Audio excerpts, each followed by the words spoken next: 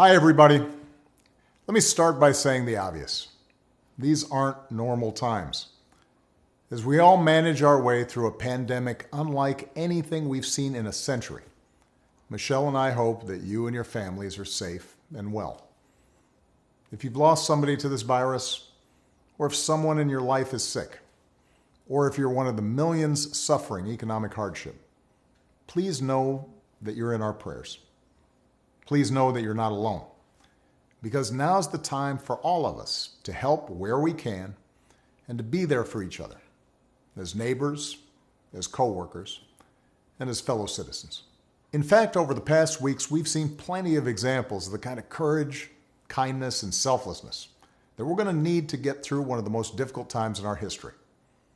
Michelle and I have been amazed at the incredible bravery of our medical professionals who are putting their lives on the line to save others, the public servants and health officials battling this disease, the workers taking risks every day to keep our economy running, and everyone who's making their own sacrifice at home with their families, all for the greater good. But if there's one thing we've learned as a country from moments of great crisis, it's that the spirit of looking out for one another can't be restricted to our homes or our workplaces or our neighborhoods or our houses of worship. It also has to be reflected in our national government.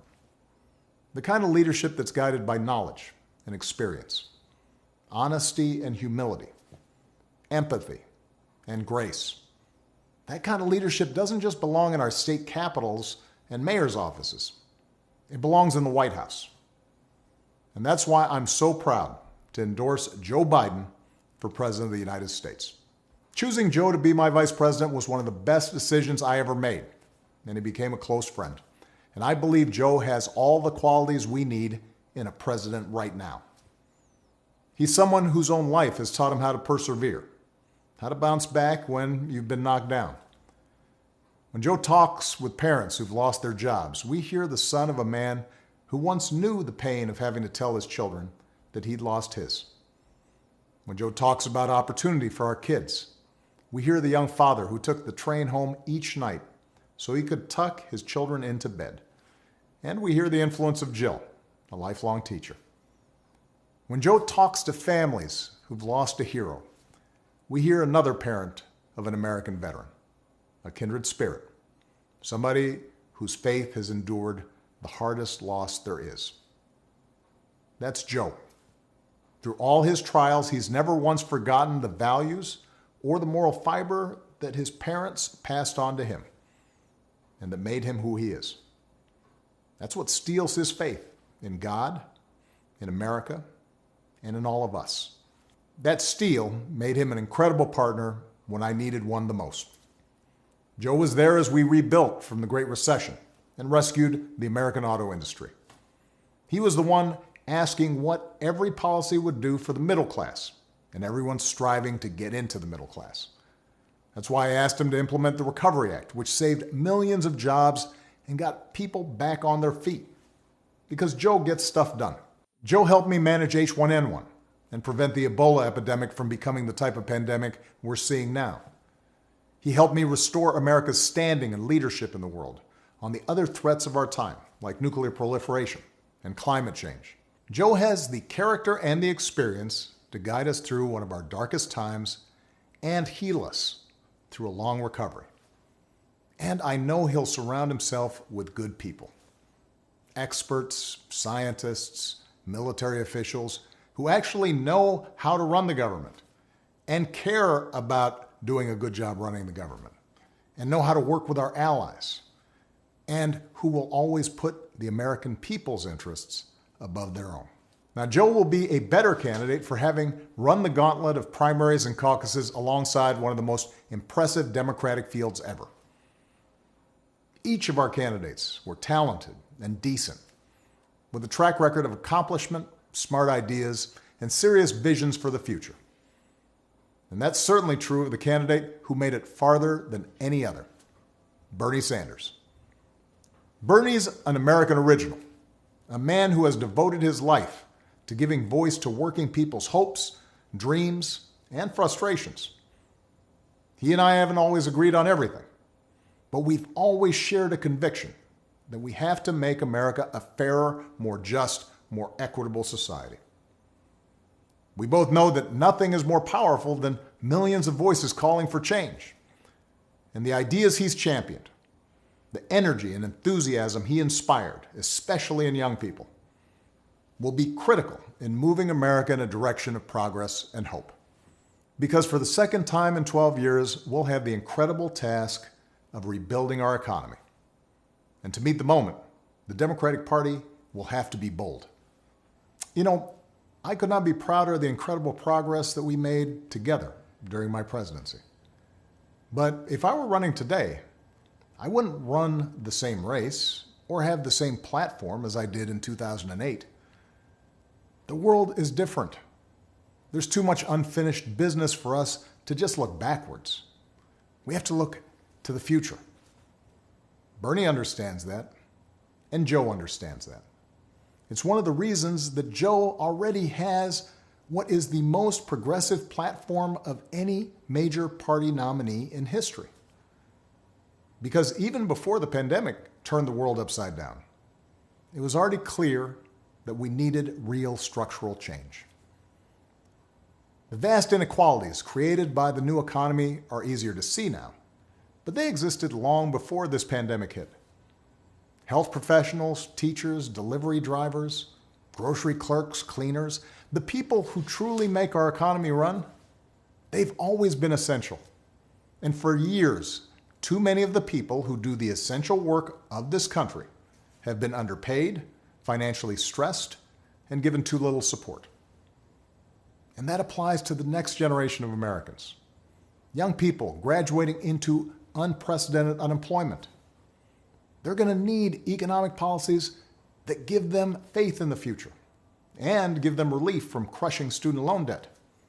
So we need to do more than just tinker around the edges with tax credits or underfunded programs. We have to go further to give everybody a great education, a lasting career, and a stable retirement. We have to protect the gains we made with the Affordable Care Act, but it's also time to go further. We should make plans affordable for everyone, provide everyone with a public option, expand Medicare, and finish the job so that healthcare isn't just a right, but a reality for everybody. We have to return the U.S. to the Paris Agreement and lead the world in reducing the pollution that causes climate change.